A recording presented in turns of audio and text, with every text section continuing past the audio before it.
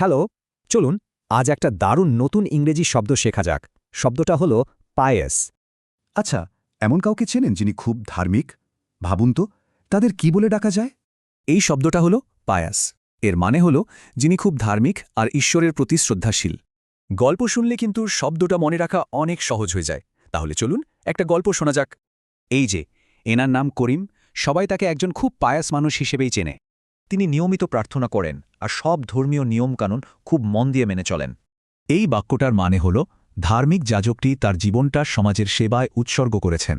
করিম কিন্তু গরিবদেরও অনেক সাহায্য করেন আর সবার সাথে খুব ভালো ব্যবহার করেন।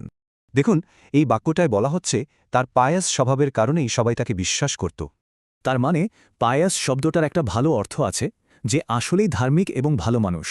কিন্তু শুনুন, পায়স শব্দটার কিন্তু আরেকটা মানেও আছে, যেটা একটু অন্যরকম। চলুন দেখি।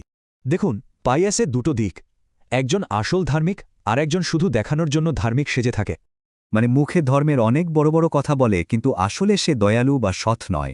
এই বাক্যে পায়াস স্টেটমেন্টস মানে এমন কথা যা শুনতে ভালো কিন্তু আসলে কাজের না।